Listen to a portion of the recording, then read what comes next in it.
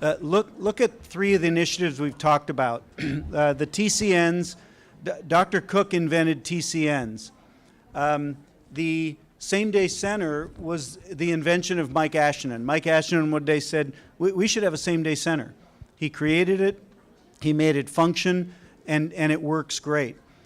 If you look at our readmission rate and what we've done for readmissions in Medicare, Heidi Bowman is a star. Our Medigold 30-day readmission rate at Mount Carmel was 1.8%.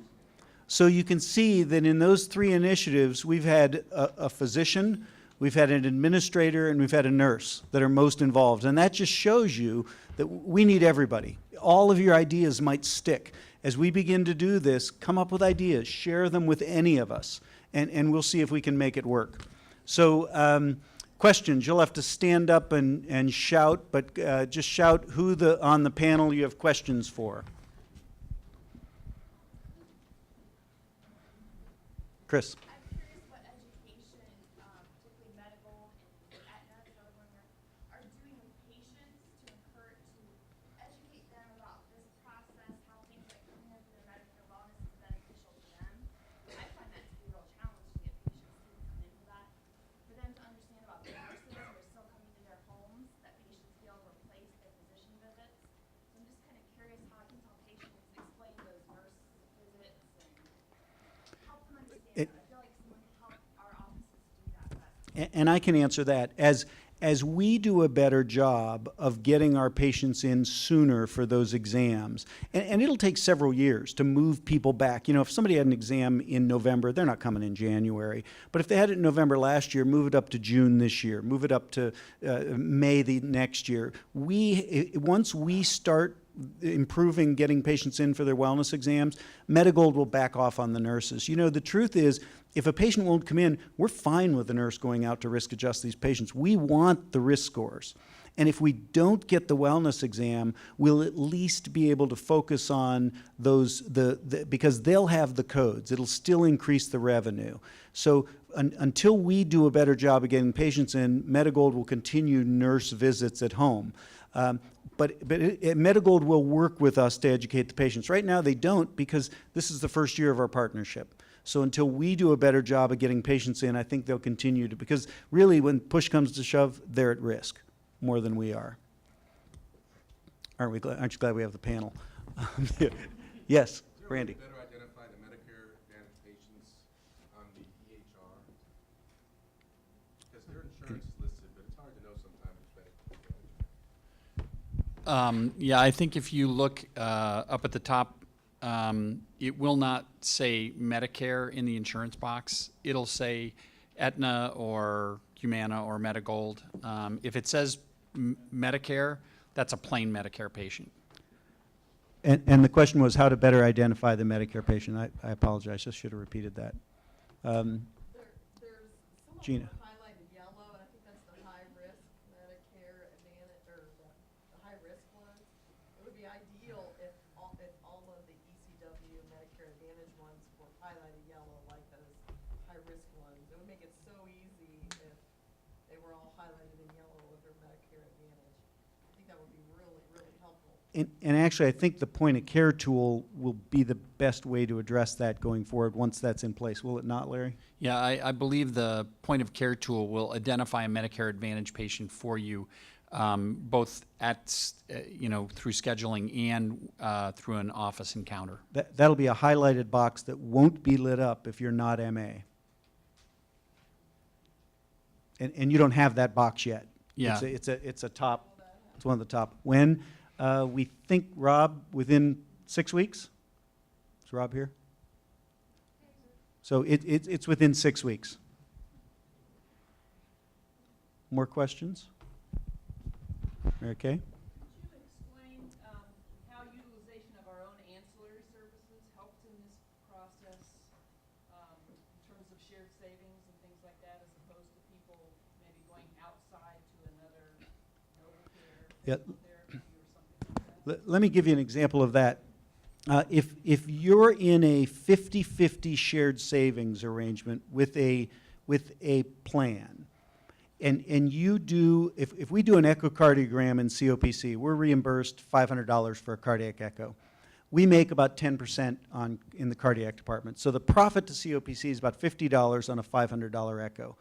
If you send that patient to Ohio Health or Mount Carmel or Ohio State for a cardiac echo, that cardiac echo may cost $2,000. And so if we're in a 50-50 shared savings plan with that payer, we just made $1,500 by not doing the test somewhere else. Now, we only get, it's 50-50, so we made $750. So by doing the test at COPC, we made $50 for doing the test and $750 in shared savings by not doing it elsewhere.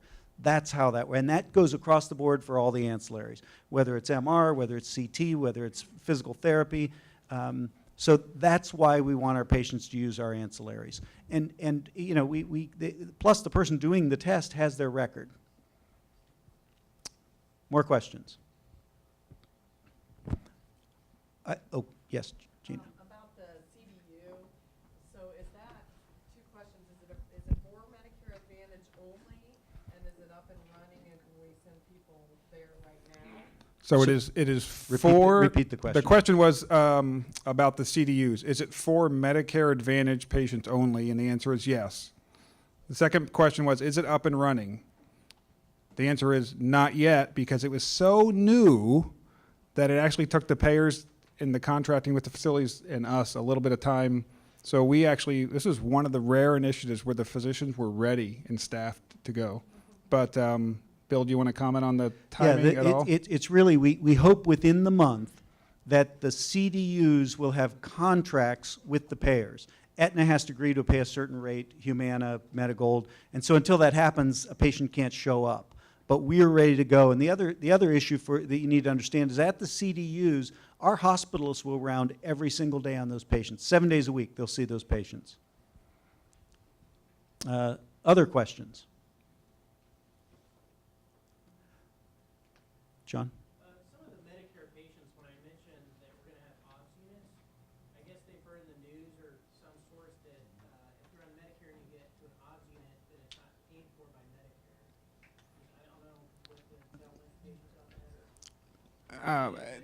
Right. So there's a lot of, with healthcare changing now, and specifically in Columbus, again, hospitals have done a great job, right, of saying, come to our hospital when you just don't feel good and you can come in the hospital. But just because you don't feel good doesn't mean you get to be an inpatient in the hospital where your service is covered and you don't fall under the 80-20 rule of observation. And we have historically, over the last 10, 20 years, done a crappy job of explaining that to people. And I would even say within our own company we have. Because we still, to this day, I will get some docs that will call me and they'll call Mary and they'll say, I'd like to admit somebody for SNF placement. You can't do that. That doesn't qualify for being admitted to the hospital. So yes, if you're an observation patient, the payment structure is different for patients. But the doctor just can't write inpatient.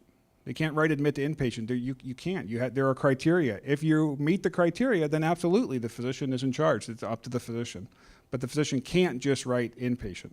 The hospitals, and Larry and I, Larry being the president of medical staff, and now I am at Riverside, we at least know the Ohio Health perspective. They haven't done a great job of educating, and I'm sure Mount Carmel's in the same boat. And now they, in the last year or two, they spend an enormous amount of time with personnel to explain this to patients, with handouts.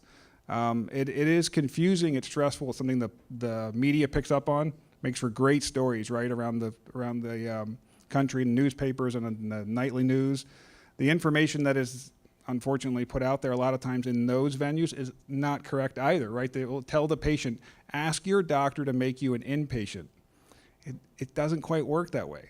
So we spend a decent amount of our time explaining to the patients the difference between observation and inpatient care. And the CDUs will be covered without prior authorization. That's why you'll be able to take a patient directly from home and send them to the CDU. Other questions? Mike?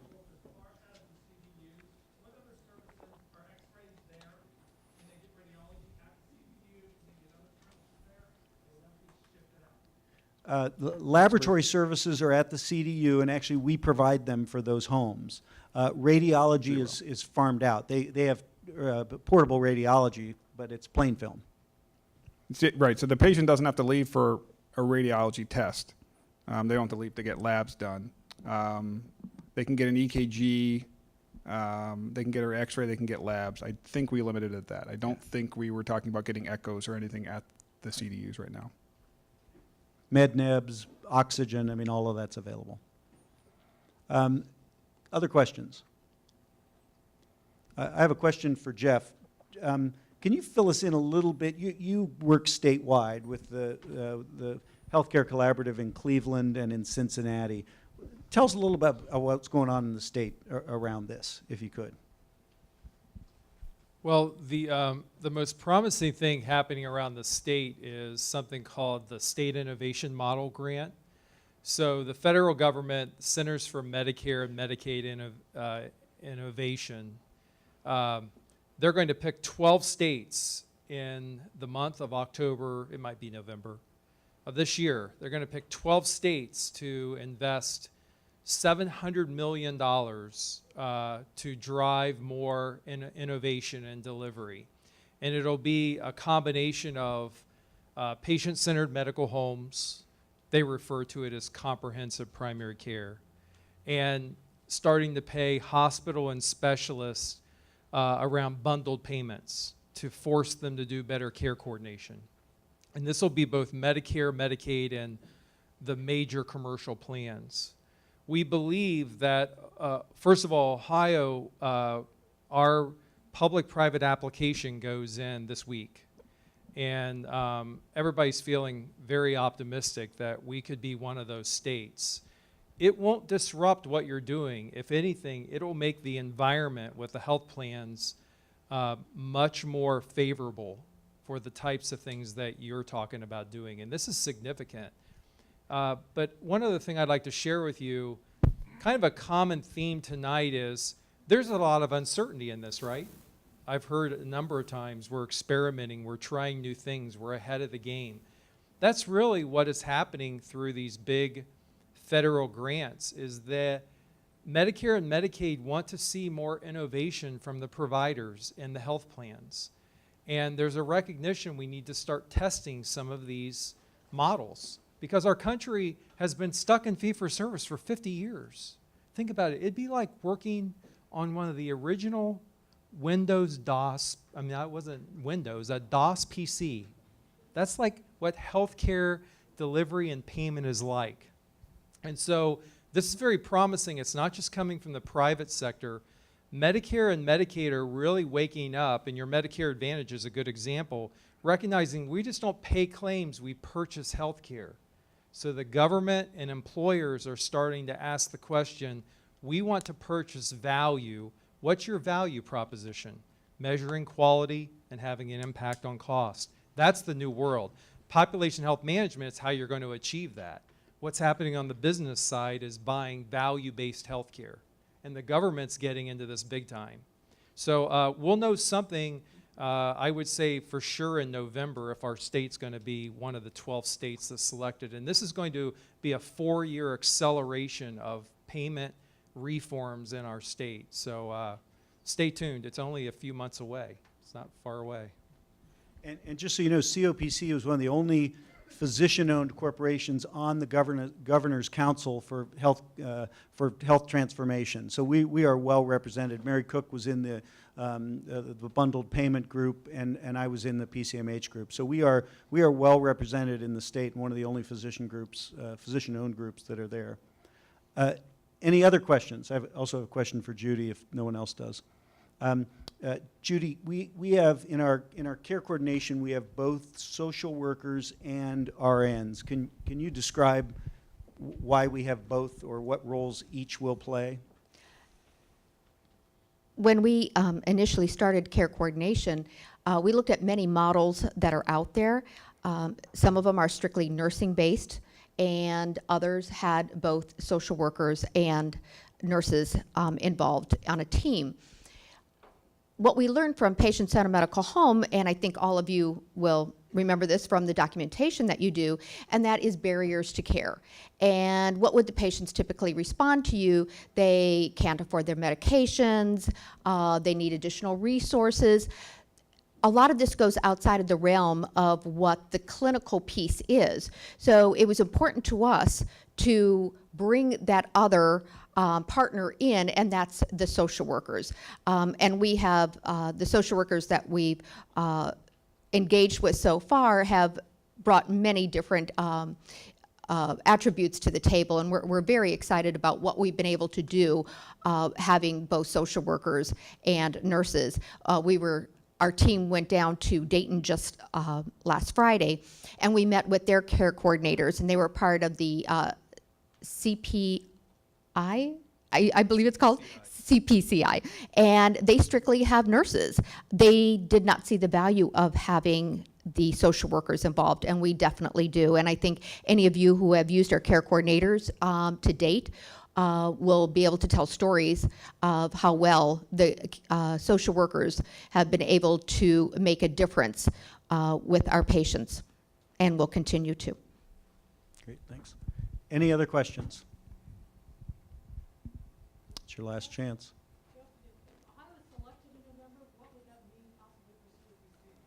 So if Ohio gets the SIM grant from Medicare and Medicaid, what would that mean for COPC? Is that Judy? Hi, I haven't seen you in many years. What it will mean is for a 4-year period starting in 15 through 2018, there will be an opportunity with probably mostly what I know about your organization, mostly you're commercially insured. There'll be incentives for you to take this population health management model that you've talked about with Medicare Advantage and start to apply it in the commercial space. So I think it'll create the payment reform incentives for you to accelerate this work.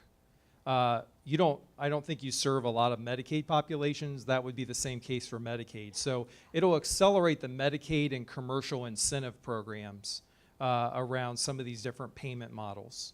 So it'll enable you to pick this up and apply it to the different populations that you serve. Make sense? Cincinnati is the first one to work on this, and they'll pick either Columbus or Cleveland to go next.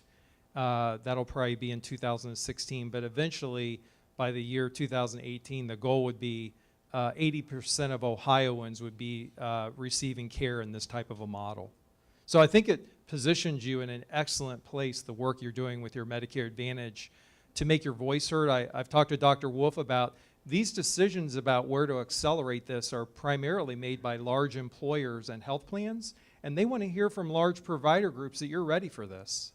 So the ones that state they're ready are the ones that are going to get these incentives. The folks that are riding that fee-for-service donkey until it dies, they're going to be sitting around a couple of years saying, all of our reimbursements going downhill, we're going to have to lay people off, reduce salaries. How did this happen? Fee-for-service is dead. So you've got to climb on this new solution, or we can already predict what it's going to look like in a couple of years. Does that make sense? So as Jeff said, the CPCI, the Comprehensive Primary Care Initiative in Cincinnati, that was decided not by the physicians who said we'll do it. It was decided by the payers who said this is a good group of docs. This is where we want to do it. So that's what we hope for Columbus. Other questions? Okay. Well, I know we've kept you a little late. We just so much appreciate you coming out tonight. Again, thank you to Judy Minato for organizing all of this. Also, Judy, Rob, Larry, and Don worked very hard on these slides, so thank you to them.